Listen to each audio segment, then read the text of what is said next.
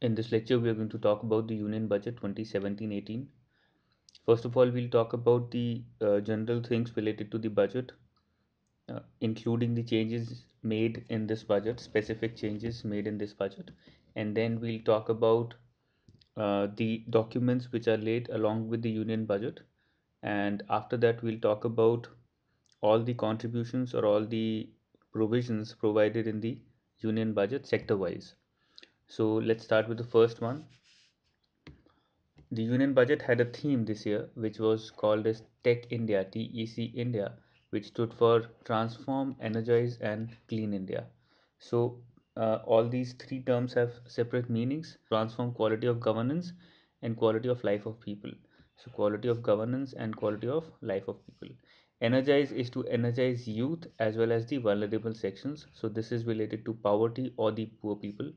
And clean is with respect to cleaning India from corruption, black money, and non transparent political funding. So, this is uh, with respect to demonetization or whatever has been happening in the country relating to black money generation and black money utilization. So, this is the theme which was presented in the budget. Uh, Secondly, there are three major changes from the past years or from past budgets that have been made in this year. Number one, distinction between plan and non-plan expenditure removed from budget. So this was first of all recommended by C. Rangarajan committee somewhere in 2012 or 13, and now this has been implemented. The distinction between plan and non-plan, which was very arbitrary and which was resulting in a lot of confusion as to what is capital expenditure and what is revenue expenditure and receipts. So this distinction has been done away with. Secondly, no separate railway budget. A lot of you know about all this already, that the railway budget has been combined or merged with the union budget. Third is presentation of budget advanced to 1st February. So this has been done because before since last year the budget used to be presented on 28th, and then it used to be passed by May or June. So what that effectively did was it wasted the first financial quarter in a financial year. Now this is going to utilize that first financial quarter in a more efficient manner. That's why the presentation of budget has been advanced to 1st February. Fourth is fiscal deficit target has been reduced to 3.2% and revenue deficit target 1.9%. According to FRBM Act, the fiscal deficit target this year should have been 3%, but it has been placed at 3.2% for a specific reason provided by the finance minister. Revenue deficit target has been placed lower than the target provided by FRBM. The FRBM said 2% of revenue deficit target, but it has been reduced further. And the finance minister has said that fiscal deficit target is more because a lot of capital expenditure is required in the economy for infrastructure development, whereas revenue deficit target has been reduced further, comparing it with the FRBM target. And the reason for that is they want to reduce non-capital or revenue expenditures, non-efficient revenue expenditures which are happening in the economy. Inflation 3.4% in December 2016. This is a fact. This was provided by the budget that inflation stood at 3.4% in December 2016. Current account deficit has been declined or has declined from 1% of GDP last year to 0.3% of GDP in first half of 2016. And a major contributor to this decline is decline in prices of fuel, as well as less import of gold last year in the economy. Foreign exchange reserves stand at 361 billion as of now. This was also provided in the budget. Let's look at all these things. For the first time, consolidated account outcome budget covering all ministries and departments is being laid along with the other budget documents. So in the next slide, we're going to look at all the budget documents which are being placed along with the union budget, and what exactly is this consolidated outcome budget. So before 2017-18, before this year's budget, outcome budgets of all ministries and departments used to be placed, but they were not consolidated. So performance of all the ministries and departments used to be placed separately by all the ministries and departments themselves.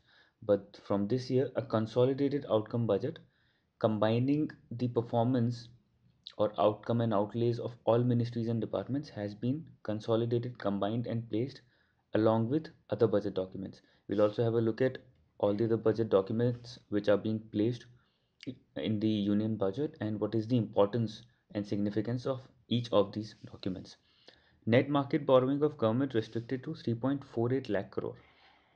This is important.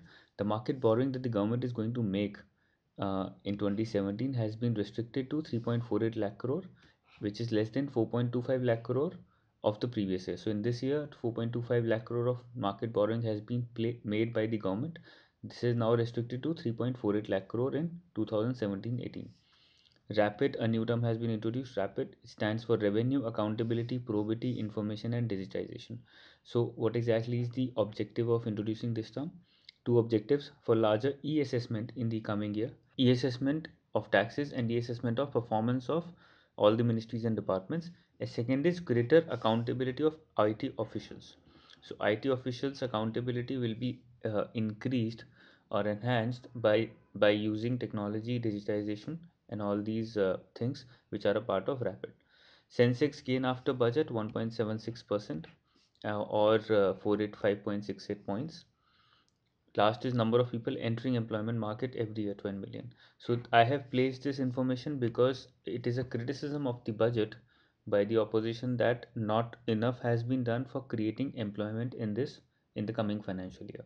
So employment, which has been a major problem for India for the past 2 decades, is still going to linger on to the next financial year because not much has been done according to the opposition parties.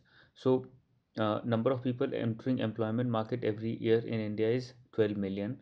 So, and according to the opposition, last year only 1.5 lakh jobs were created. So that is there is a big gap between the jobs created, new jobs created, and the market force entering the employment market every year. So that is a big criticism of the budget. Let's look at the budget documents which are presented along with the Union Budget 2017-18. So the first is annual financial statement. This annual financial statement provides financial statement of 3 years. So this is the annual budget for 2017-18. So the estimated revenue and expenditure of 2017-18 will be provided. Estimates of 2017-18. Second is the estimates or revised estimates of 2016-17. This is the second part. And the third is actual expenditure of 15-16. So actual expenditure and receipts of 2015-16 are provided. So the annual financial statement, which is placed along with the budget, provides these three estimates and actual expenditure by the government of India. And there are three accounts which are being used. First is Consolidated Fund of India, second is Contingency Fund of India, and third is Public Accounts of India. So these are the three accounts which are being used. The financial statements, the financial condition of all these three accounts is being provided in the annual financial statement. Second is demand for grants. So when the government places the budget, it also asks for money from the parliament, from the Lok Sabha, and that demand is called as demand for grants. So the Lok Sabha is uh, required to allow the government, allow the executive to withdraw money from contingency fund, from Consolidated Fund of India, PAI, and Contingency Fund of India in specific situations, and all that allowance or disallowance is made through demand for grants. Appropriation bill and finance bill, these are two. So appropriation bill is a bill passed in order to allow the government to spend the money by utilizing all these three accounts. So appropriation bill is basically allowing the government to spend the money or take money out of these three accounts, and finance bill deals with the revenue or the receipts part of the government. So it tells the Lok Sabha, tells the parliament from where the government is going to make money or the government is going to receive money. So the finance bill contains all the information about receipts of the government, and the appropriation bill contains um, information about how the government is going to spend money, and it also allows the government to legally take money out of these three accounts and spend them for development of the nation in the next financial year. So after finance bill, the fifth one is memorandum explaining provisions in the finance bill. So this is just an explanation of what happens in the finance bill, not very important. It provides an explanation of how money is going to be, or from where money is going to be generated by the government. So this is an explanation of different provisions in the finance bill, specifically the taxation provisions. 6, 7, 8, 9, these four are a part of FRBM Act. So the government is required to place these four documents as per the FRBM Act. Number one is macroeconomic framework statement. The purpose of macroeconomic framework statement is to provide the growth prospects of the economy as per the government. So the government is required to tell the parliament as to what it expects as with respect to the growth prospects in the economy in the next financial year. Fiscal policy strategy statement, medium term fiscal policy statement, and medium term expenditure framework statement. So medium term expenditure framework statement is to be presented in the session after the budget session. So it is to be presented in the monsoon session. It tells the government, or the government tells the parliament as to how it is performing in its medium term expenditure targets. And medium term fiscal policy statement and fiscal policy strategy statement provide two different things. Fiscal policy strategy statements provides information on how the government has strategized with respect to its fiscal responsibility management. That is how it is going to achieve the fiscal deficit or the fiscal responsibility targets that has been placed. And medium term fiscal policy statement provides information on four different accounts, that is fiscal deficit, the targets of fiscal deficit, revenue deficit, tax to GDP ratio, and the last is total outstanding central government liabilities at the end of the year. Outstanding liabilities of central government at the end of the year. So these are the four things that are provided through medium term fiscal policy statement. So these are the four under FRBM. The next is all the remaining ones are procedural. Expenditure profile 1, expenditure budget 2. So these are explanations of basically how the government is going to spend the money that is going to receive. Receipts budget, it tells the parliament from where the government is expecting receipts. Budget at a glance highlights budget, key features, and outcome budget. So outcome budget is the statement which is going to combine the outcome budgets, or the outcome outlay budgets of all the ministries and departments, and prepare a consolidated outcome budget from this year onwards. From 2000, since 2007-8, outcome budget of all the ministries and departments were being placed separately, but now from 17-18, these are being placed in a consolidated manner. So these are the different documents which are presented along with the budget.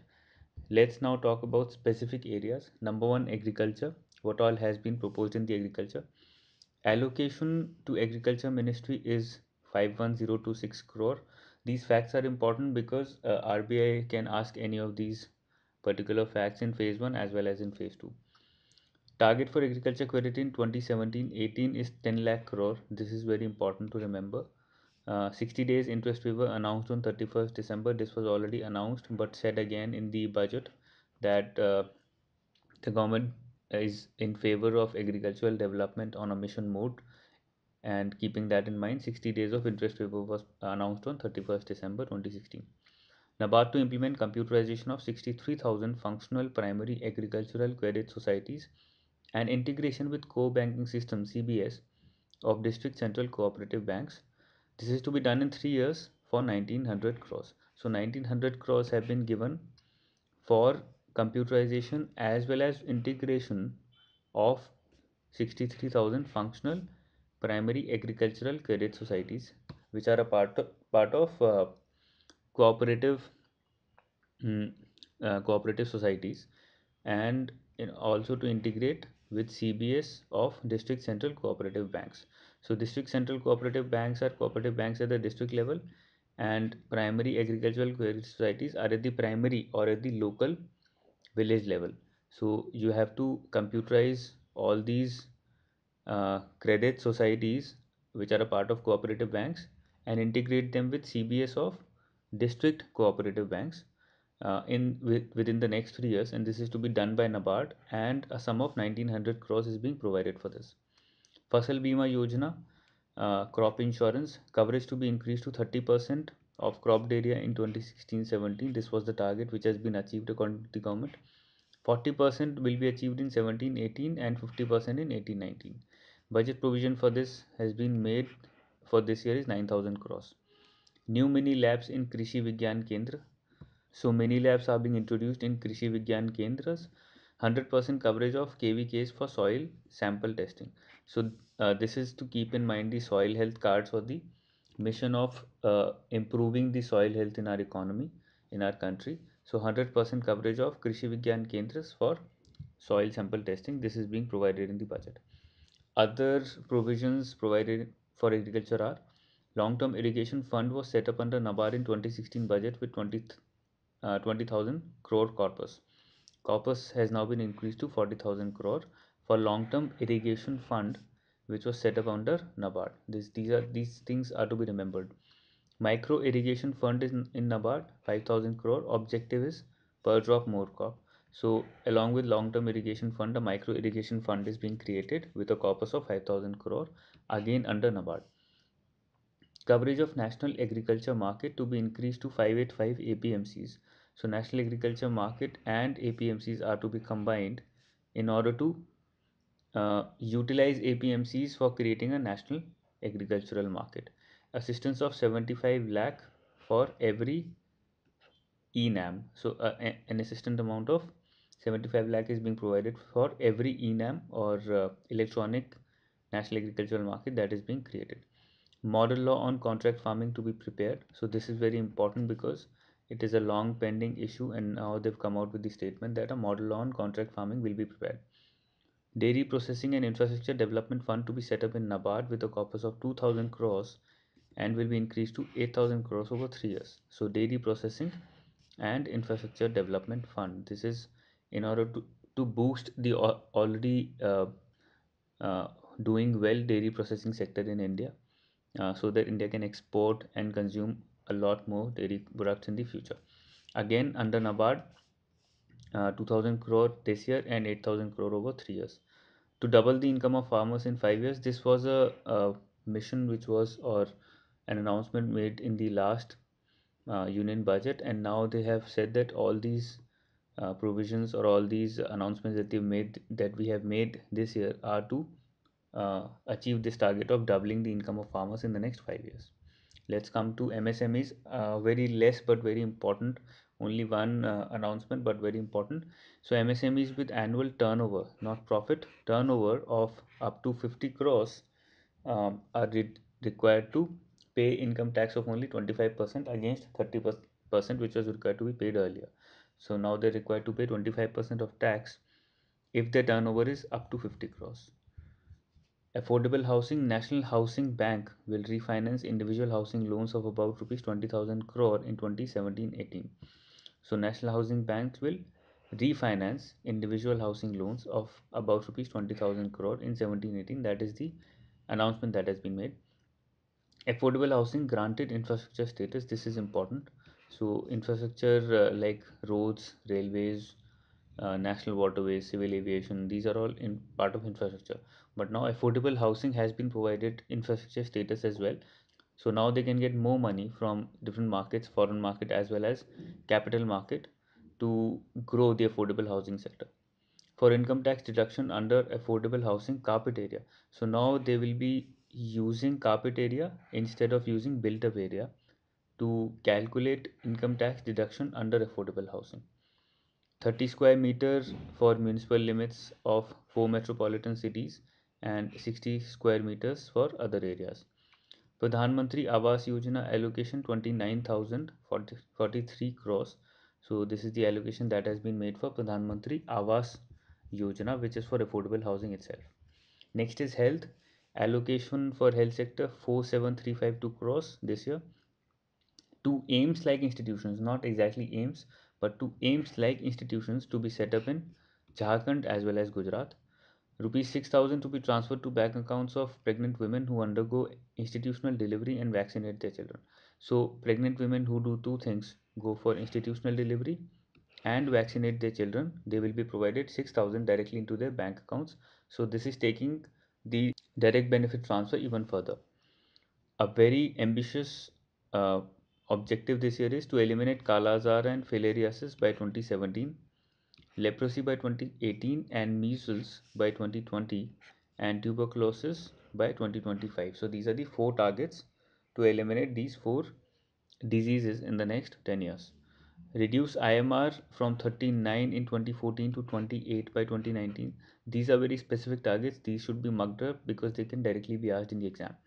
MMR to be reduced from 167 to 100 by 2018 to 20. To create additional 5,000 postgraduate seats per annum to ensure adequate availability of specialist doctors. So this has been kept in mind that the quality as well as availability of doctors does not suffer in the future. That's why to create 5,000 postgraduate seats per annum to ensure that enough specialist doctors are provided at the secondary as well as tertiary level. For senior citizens, this is important. Aadhaar based smart cards containing their health details will be introduced. For senior citizens specifically, so Aadhaar based smart cards will help their health details as well. That will help the insurance industry as well as senior citizens because they will not have to rely on multiple cards or multiple documents to prove their health concerns. Second is foreign direct investment. FIPB has been abolished this year. Foreign Investment Promotion Board has been abolished. This is the major announcement relating to FDI. Let's read a little about FIPB. It came into existence in 1993 to attract foreign investors. What was FIPB? FIPB was a single window clearance channel to investors willing to invest in India. FIPB has handled investment proposals worth up to 5,000 crores. So, since till 2017 March, they were handling, till now, they were handling investment proposals up to 5,000 crore. And if the investment proposal is above 5,000 crore, it would go to CEA. And now they have been FIPB has been abolished completely. It is abolished as more than 90% transactions now happen under automatic route. So even this single window clearance is not required. It uh, results in more time being taken to invest in India and more bureaucracy because majority of the transactions are now happening under automatic route. With respect to finance, the following has been announced. Aadhaar Pay, a merchant version of Aadhaar enabled payment to be launched to reduce merchant transaction fees further. So this is important. Just like RuPay and other foreign merchant intermediaries like Visa and MasterCard, we have Aadhaar Pay being announced, which will do the same function, and the objective is to reduce the costs of intermediaries to such a level that digital transactions become viable for people as well as the banks. Bill relating to curtail the menace of illicit deposit schemes will be introduced in 2017-18. So this is important because a lot of scams relating to chit funds and nidhis are coming up in the last have been coming up in the last 2-3 years. So now a bill relating to this will be introduced in 2017-18. This is very futuristic and very proactive on the part of the government. A computer emergency response team for our financial sector will be established. So this is keeping into mind the security problems which are being talked about when we're talking about cashless transactions and the digital transactions in the financial sector. So computer emergency response team for the specifically for the financial sector will also be established. A new exchange traded fund will be with diversified CPSE stocks and other government holdings will be launched in 2017-18. What is an exchange traded fund? It's like a mutual fund. So it's a mutual fund. A mutual fund is nothing but a collective investment schemes which has investments of different stocks. So investment of say Oil India Limited, NTPC, say ONGC, so all these government stocks. So an exchange traded fund containing all the central public sector enterprise stocks or different CPSE stocks will be launched in 2017-18 as an ETF. with the difference that it is traded on the stock exchange and can be bought or sold at net asset value. So the difference of ETF from other mutual funds is that an ETF can be traded on the stock exchange, so its value will move up and down on the stock exchange just like other normal stocks, and it can be sold and brought at net asset value. Lending target under Pradhan Mantri Mudra Yojana to be set at 2.44 lakh crores. This is important. The target under Pradhan Mantri Mudra Yojana has been set at this. Priority will be given to Dalits, tribals, backward classes, and women, as has already been talked about in Pradhan Mantri Mudra Yojana. Concessional withholding rate of 5% charged on interest earned by foreign entities in external commercial borrowings or in bonds and government securities is extended to 2020. The benefit is also extended to rupee denominated or masala bonds. What this is saying is that whatever interest or income is earned by foreign entities when they invest in either the bond market, government securities market, or as external commercial borrowings, so only an interest, only an income tax, or only a tax of 5% is charged on whatever interest they earn, the foreign entities earn.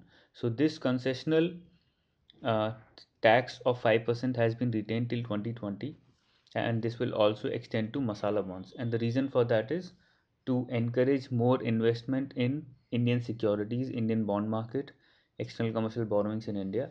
That is why the interest rate, that is why the tax rate has been kept down to only 5%. The next is promoting cashless transactions.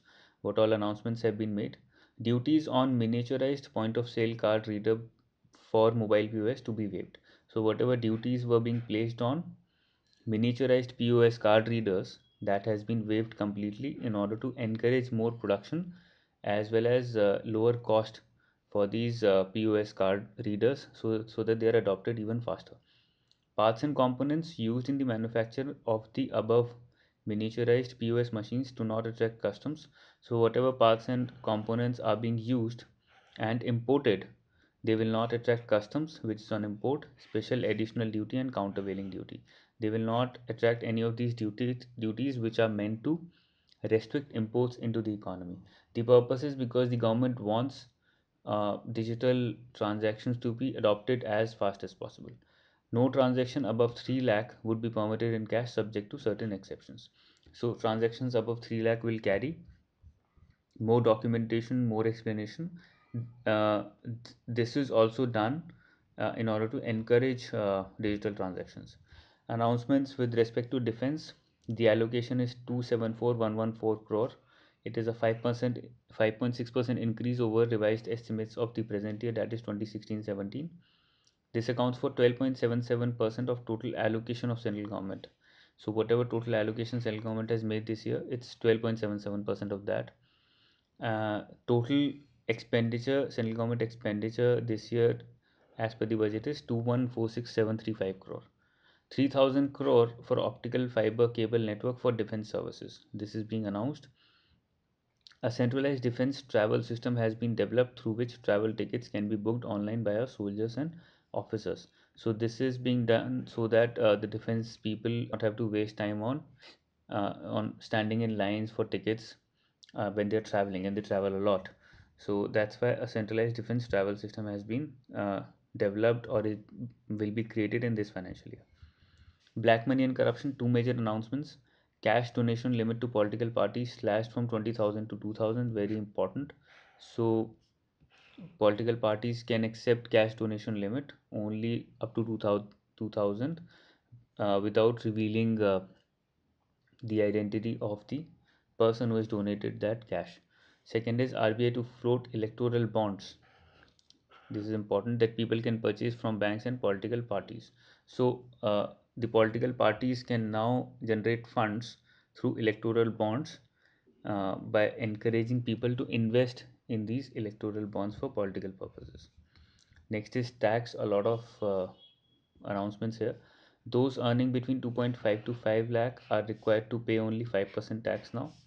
All taxpayers in other categories also to get uniform benefit of 12,500. Surcharge of 10% for those earning 50 lakh to 1 crore. This is new. And surcharge of 15% for those earning more than 1 crore. Basic customs duty on LNG reduced from 5% to 2.5%.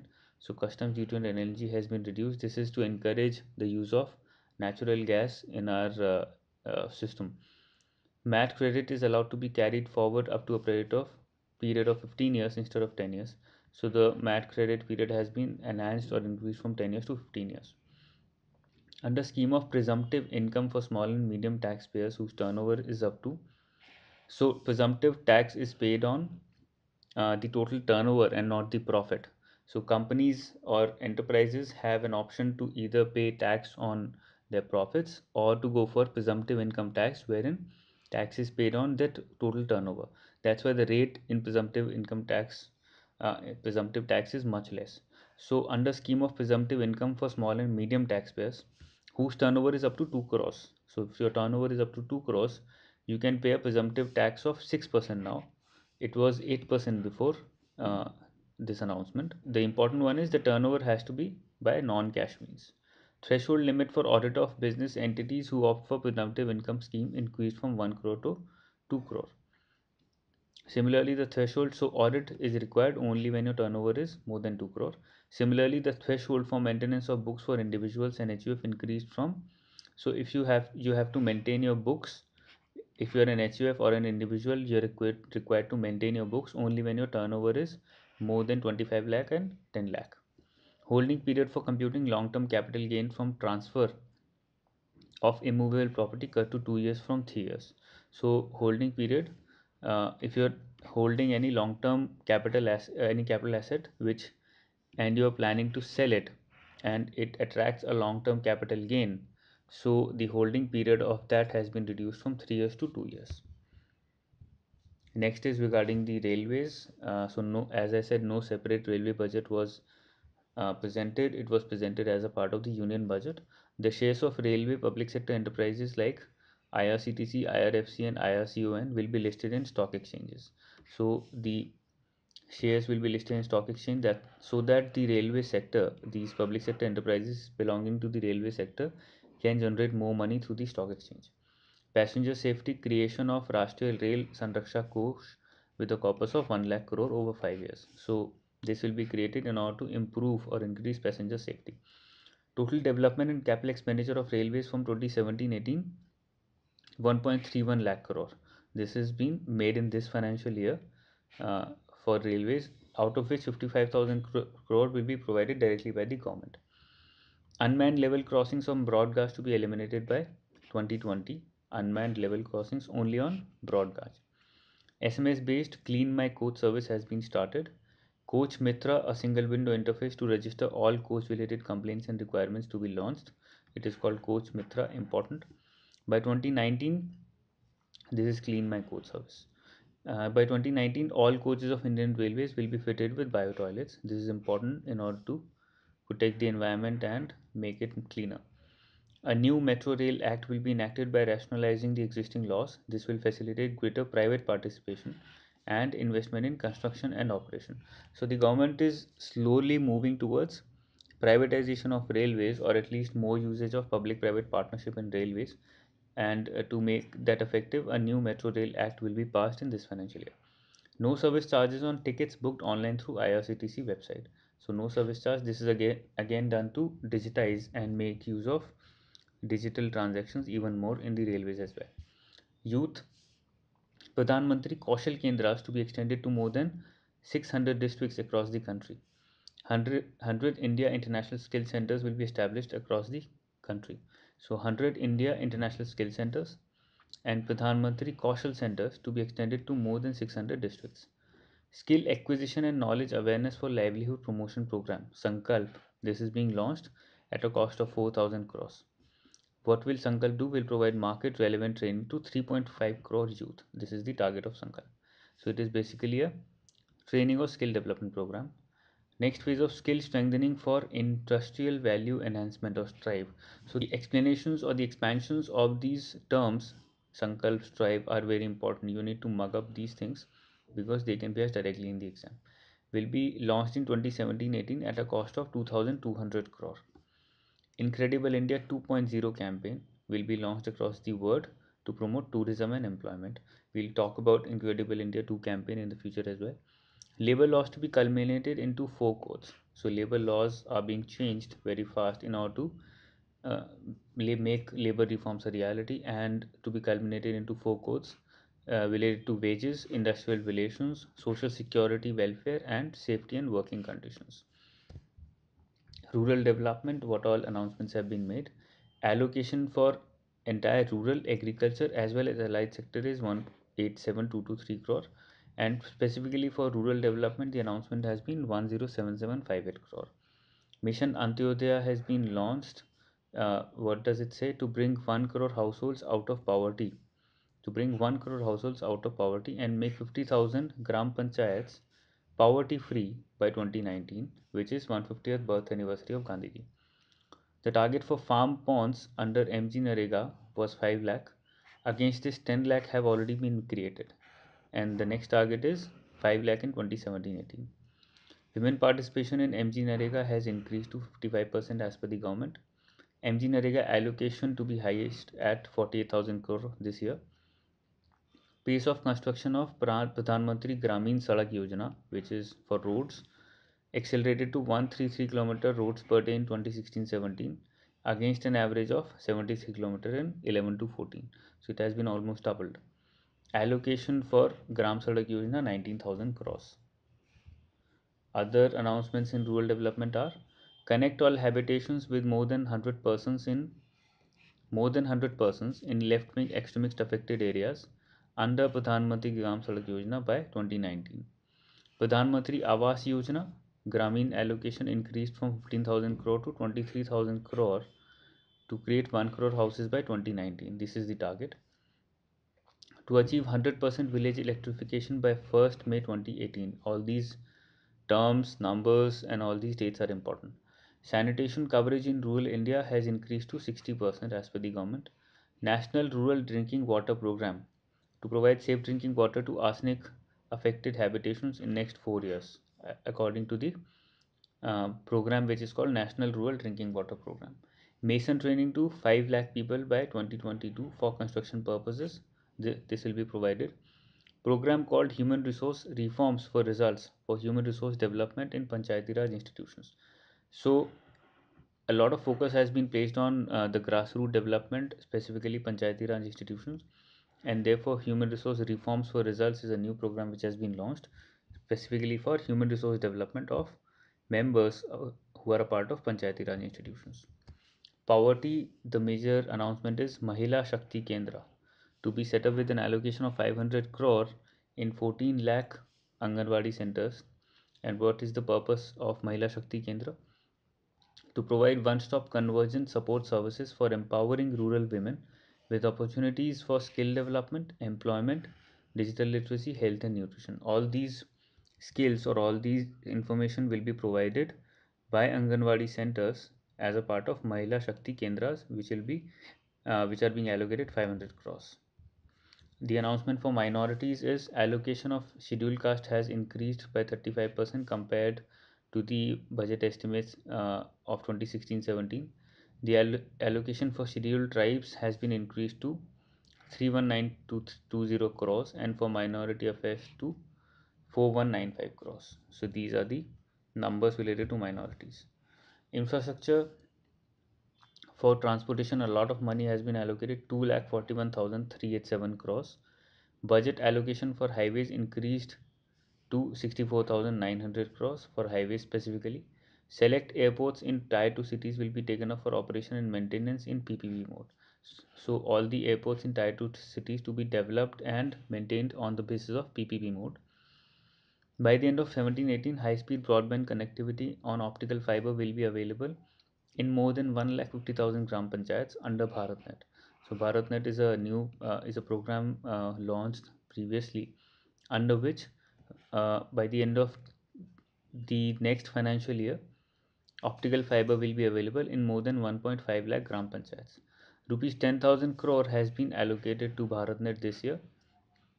A DigiGaon, this is important, DigiGaon initiative has been or will be launched to provide the following: telemedicine, education and skills through digital technology in these gram panchayats. Strategic crude oil reserves. So the government has been creating strategic crude oil reserves for certain emergency situations. For example, if we enter a war and if our oil imports are affected, then we need to use our oil reserves. So two have been announced now: Chandikhole in Orissa and Bikaner in Rajasthan. This will take our strategic reserve capacity to 15.33 million tons. Announcements related to infrastructure are: Trade Infrastructure for Export Scheme, or TICE, has been launched as a new scheme to focus on export infrastructure specifically. To create an integrated public sector oil major. So the government has announced that it will combine all the upstream and downstream companies of the oil sector and create an integrated public sector for economies of scale and for reducing their costs, which will be able to match the performance of international and domestic private sector oil and gas companies. Allocation to Sagarmala project 6,600 crore this year. Related to banking, what are the announcements? 10,000 crore for recapitalization of public sector banks to be provided in 2017-18. Important. 1 to 5 lakh people have adopted the Bheem app this far. 125 lakh people. The government will launch two new schemes to promote the usage of Bheem. These are referral bonus scheme for individuals and cashback scheme for merchants. Target of 2500 crore digital transactions. This is the target: 2500 crore digital transactions for 2017-18. Banks have targeted to introduce additional 10 lakh new POS terminals by March, and they will be encouraged to introduce 20 lakh Aadhaar based POS by September 2017. These are the specific targets related to the banking sector. Proposed to create a payments regulatory board. This is important: a payments regulatory board for payment systems in India in the Reserve Bank of India by replacing the existing board for regulation and supervision of payment and settlement systems. So presently it is being carried out by regulation and supervision of payment and settlement systems. So a separate payment regulatory board which will be autonomous and more independent is proposed to be created. PRB, Payment Regulatory Board, to be a 6-member body with 3 members belonging to RBI and 3 appointed by the government. To utilize the head post offices as front offices for rendering passport services. This is important. This is being done to make the passport providing of passports even easier by using the head post offices. Allowable provision of for non-performing assets increased to 8.5%. The number is only important.